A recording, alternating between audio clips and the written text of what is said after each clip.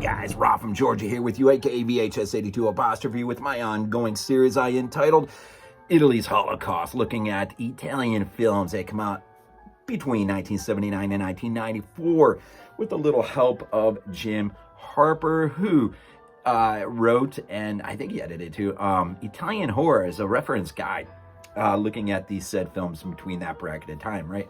If you do not have this in your collection and you love Italian cinema, you really ought to. Really isn't that much. I did not look it up, so I couldn't tell you. I have $20 or something maybe.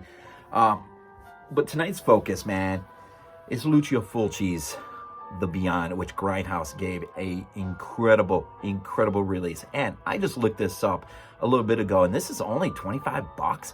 If you do not have this release in your collection and you thought it was long lost, gone to the world of being just out of print, it's still there and you can still have it. Now, that being said, I'm pretty sure there is a 4K release that Grindhouse is working on.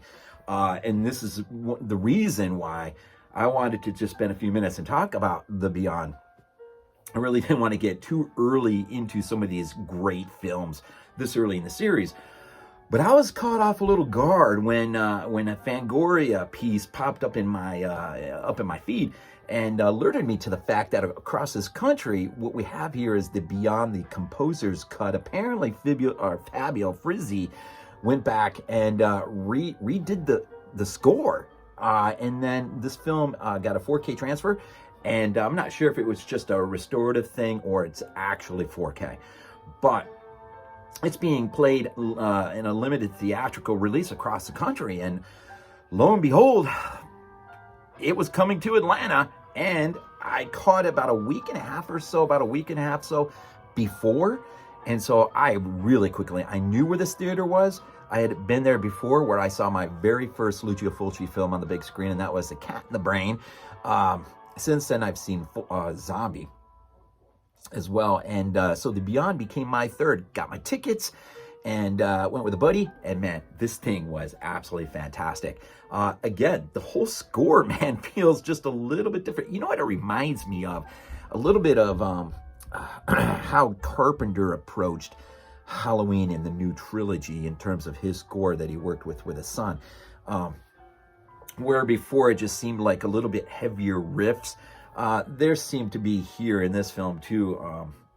It's almost kind of like Fabio, it's like Frizzy said, let me just go back, refeel this out with the kind of equipment I did not have back then, but I have now at my, fingertips. And so that's what he did.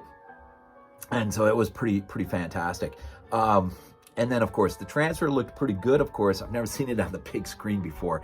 I will say this though, the opening prologue was without its, call it, how do you pronounce this word? Sepia, that sort of black and white almost quality, that otherworldly quality, that tone of color, where these guys show up, right, to kill Schweick for being a warlock, right? We all know that story, right? You've all seen this movie a million times, right? Please tell me you have. And so anyway, this is really the main reason I wanted to talk about this for a minute, because I got a chance to see it on the big screen. And let me tell you, it was a packed house. It was funny. We got a little bit of introduction from someone there at that theater. And he asked the crowd straight up, how many of you, this is a first time watch? I'm telling you, about half the crowd's hands went up, and it blew my mind away. I think there was a lot of people who were bringing friends, were like, you've never seen this, you've got to see this. You've got to see this on the big screen. And so being that it's Italian, right, and being that there are moments of Italian, what some might call cheesy moments in terms of the dialogue, the dubbing, and just whatever, I was really fascinated. How is this crowd overall going to take this in? And yeah, there was a lot of laughing, some of the dub, some of the lines in reaction to some of the characters, to some of the things. But the practicals, the first time with Joe the plumber is down there in the basement, I'm just going to treat this as though you guys have already seen it. And you need to if you haven't, but I'm just going to treat it like you've seen it. When that hand raw right out I'm telling you, if that crowd, man, jumped, I was like, I knew right then, dang, this is going to be a fun night. And so it on and went. And it just seemed like the crowd overall seemed to sort of fall into this, okay, I'm not quite used to some of this stuff, but man, I've never seen some of this stuff either, in terms of just the practicals and the gore and just how Fulci just wants to just force you to take it in, right? The eye gougings and whatnot, the atmosphere, you know, the going down deep into the cellar. And I think by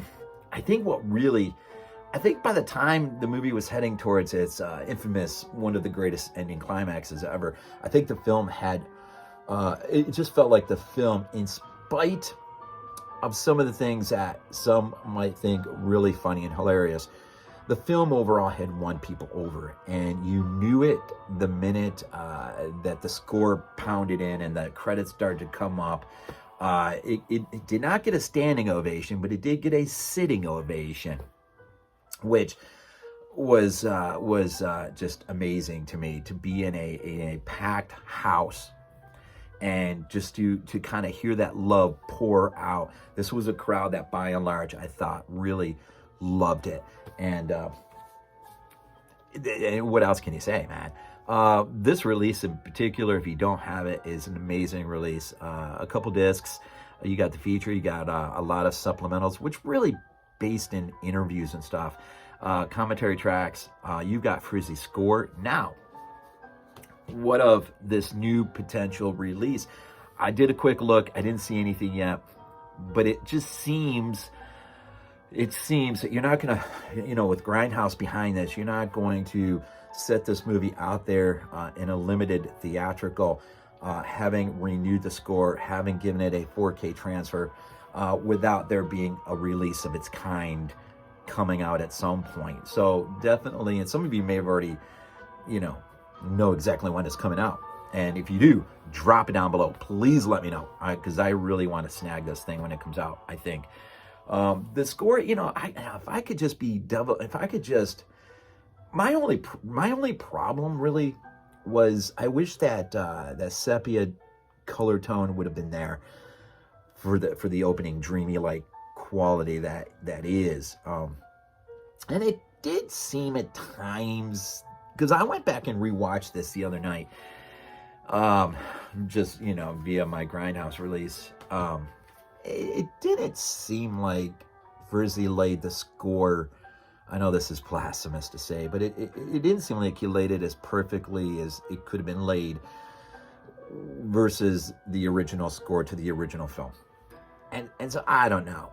If any of you out there happen to see this and you've seen this release out there in the theaters, and you really, really, really, really want to take me to task, different, please just, you know, I'm probably not going to argue with you, because, you know, maybe it was just my sense of mood or whatever it was that night. It was a work night. I'm not used to being up that late at night. And I think I was more amazed by the crowd around me and just taking things in. And so, but anyways, as a film, you know, this again is the middle entry to the Gates of Hell trilogy. Nightmare logic abounds. It is, H.P. Lovecraft had said it best when he said it is the weight of the image, and not the word that's spoken. It is images galore, and Fulci really mastered this, I think, in his, although The House by the Cemetery is maybe the most linear of the three, he really brought this nightmarish or dream logic, this idea of, look, this is a pure film in the sense of it is the images, and I want you to focus in on not what people say, not what the dialogue is or the narrative, the story really, but the images and the power of the images. And for me, of the three films, I do love City of the Living Dead the best, and if I can ever see it on the big screen, that will be absolutely amazing. But having seen The Beyond on the big screen, you know, it didn't do anything magical to me. I already love this movie. It really would have had to go really far to sort of replant itself in my mind as something where I thought, oh yeah, this is even better than City of the Living Dead. But for me personally, my own personal, there are qualities of that other film that I love that a little bit more. Just a little bit. And plus, I visited the cemetery where that was, at least the opening. We see the priest coming through. I've been there at Midway, Georgia. I've got film of it. And tons of pics, and that was an amazing experience just to be there on the ground where those guys were so long ago, crafting this absolutely beautiful movie. And in this one, this location is not that far from me, and at some point I'm going to see it. I'm going to go down there to Louisiana near New Orleans, and I'm going to see the house. I'm going to drive over that bridge. But again, that was an amazing moment, going over the bridge in the film on the big screen. That might have been because the scope and the wideness of everything, the water on either side. And what is it, man? Emily, man, I could not take my eyes off of Emily. I don't know if it was just seeing her superimposed on the big screen, but man, I mean, I think I really almost fell in love with that character. So yeah, maybe that happened. I don't know. It's weird with the eyes and everything. Some of the scenes were pretty amazing on the big screen, seeing, when poor Emily gets attacked by her dog, a la Suspira, right? We've been there and seen that before. But I would never lower this down to the level of Fulci mimicking something or someone else. I think it's a great compliment, if anything. Just the scope of the film, especially scenes like the bridge scene mostly. Seeing them in the beyond at the end, just kind of the wideness and scope of that as well was pretty amazing.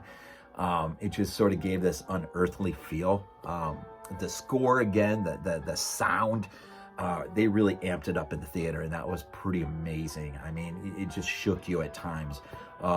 And when those things come out of nowhere so fast, like when Schweick comes right up out of the wall, or when Joe the plumber, man, that whole scene when he rises up the bathtub is pretty amazing. I'm trying to think, man. The spider scene, I'll say this: that was one scene where that score was not laid very well. I would say that's maybe the worst part for me. Unfortunately, was the spider scene as seen theatrically in this new composer's cut versus the spider scene that we all know in the original theatrical or the Grindhouse release of this uncensored cut, right? Those two scenes might have held the most difference to me. I don't know. That scene was not helped much. And of course, being on the big screen, the fake spiders versus the real spiders, that got a chuckle in the crowd, you can imagine. Yeah, so that might have been the most disappointing moment. I'm not sure what what it might have been the best moment for me was when Emily is confronted by Schweick and all the others in her ghostly abode, I guess, right? That, to me, that scene was amazing. And seeing Emily float out the door, right? When she does it, you can't hear her footprints as she's running out the door. And Liza says they're replaying it. Trying to think, man.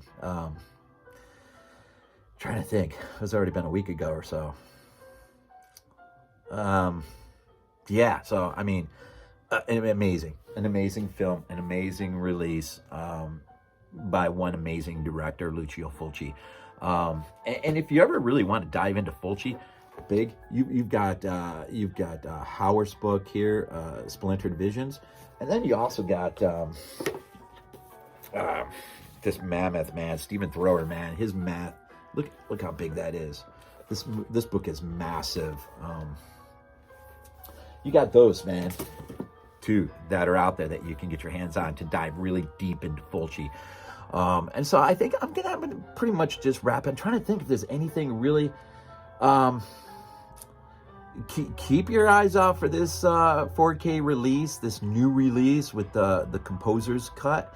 I'd be really curious to kind of revisit this in my home with that cut compared to the original.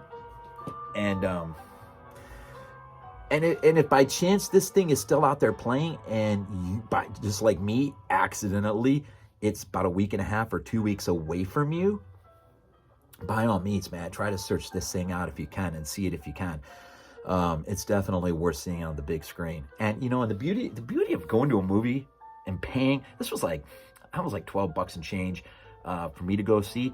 I would rather pay that $12 and change any day of the week to see something that I know I'm going to absolutely love than see something that's new and you just don't know going in how you're going to feel walking out. I mean, did I just waste my freaking money or what? This definitely was no waste of money, let me say that. And so anyways, I think I'm just going to cut it there. And Lucio Fulci from 1981, a part of my Italy's Holocaust, episode 10. Episode 10. I think I know what I want to do next. And 12 being that it's my favorite number of all numbers, I have an idea what I want to do with that, maybe, and I'm thinking about it. So anyways, the next few ought to be fun. Hopefully, anyways, yeah, let's just leave it, man. As always, we end these things off with Go Bills. This is not a dream. Not